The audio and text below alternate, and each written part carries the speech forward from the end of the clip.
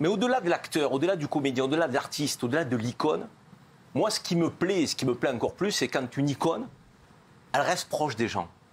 Quand elle a une dimension humaine. Et Belmondo, tu sentais qu'il ne se forçait pas. Il était... les anecdotes de Jeff vont dans votre sens. Il était sans phare et sans prétention. Et d'ailleurs, son fils Paul disait tout à l'heure, mon père, il aimait les militaires, il aimait les flics, il aimait les voyous. Ça dit beaucoup de choses, ça. Ça veut dire qu'il ne jugeait pas les gens. D'ailleurs, il a fait flic ou voyou. Qui primait avant tout. C'était l'homme qui avait derrière l'uniforme ou le personnage. Et même son petit-fils, Victor, quand il a pris la parole à l'hommage national, moi j'étais très touché. Il a parlé de son grand-père, et d'ailleurs Dujardin l'a fait ensuite, tel un soleil.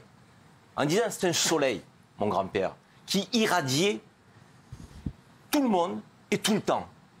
Et il a dit à la fin, tu resteras un soleil éternel.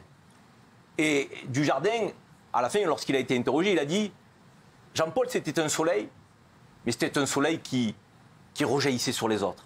Il donnait beaucoup. Et cette générosité, dans une société telle que la nôtre, anxiogène, fracturée, quand tu tiens un Belmondo qui est généreux, qui est authentique, qui est simple, alors que c'est une icône, qui est accessible, il y en a d'autres de stars. Il y en a une autre d'icône qui n'était pas à l'hommage national et qui a dû être très touchée, c'est Alain Delon. Et quand tu fais le comparatif entre les deux, en termes d'icône, en termes de starisation, je pense qu'ils sont quasiment au même niveau. Mais il y en a un qui est peut-être un peu plus dans le cœur des Français que l'autre. C'est sûr. Non, mais parce qu'il est accessible. C'est pas la même relation. C'est pas la même relation. C'est parce qu'il est accessible, parce qu'il est simple, parce qu'il avait une gouaille, parce qu'il avait une gueule. Et tout ça était vrai. Et d'ailleurs, là aussi, Paul, son fils, moi j'ai été très touché par sa famille, pleine d'humilité, pleine de simplicité, à l'image du père. On sent une éducation là, on sent des valeurs. On ne fait pas semblant chez les Belmondo. Il a dit, son fils Paul, mon père, en gros, c'est l'incarnation de la vérité. Mais franchement, mais ça paraît des mots simples. Mais dans la société d'aujourd'hui, être vrai, être accessible, être simple, être fédérateur, alors qu'on voit bien qu'on a plutôt tendance aujourd'hui à diviser, à fracturer, à opposer. C'est un type qui incarne une France qu'on aime. Moi, c'est la France de mon enfance. Moi, j'ai 2 ans de plus que Yann, même si on dirait qu'il en a 5 de plus.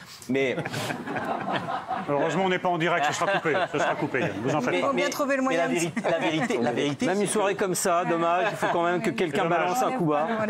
C'est marrant, hein. Je guettais le dérapage. C'est que je t'aime.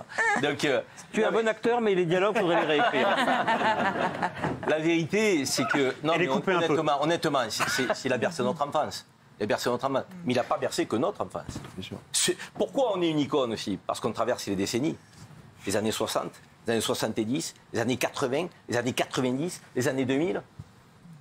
Oui, mais c'est aussi on a fait la comparaison avec Johnny Hallyday. Oui, mais c'est aussi par rapport à Delon qui s'est construit. Il a eu besoin de Delon. Delon fait toujours la gueule, Belmondo sourit tout le temps. Mais l'un et l'autre ont eu besoin, comme 2 titans, moi je considère que c'est 2 génies à égalité, ils se sont construits l'un sur l'autre, l'un avec l'autre, et cette compétition leur a permis de trouver aussi leur personnage et leur place. Moi, Belmondo, c'est De Niro Pacino. Oui, c'est ça. Ouais. C'est à ce niveau-là.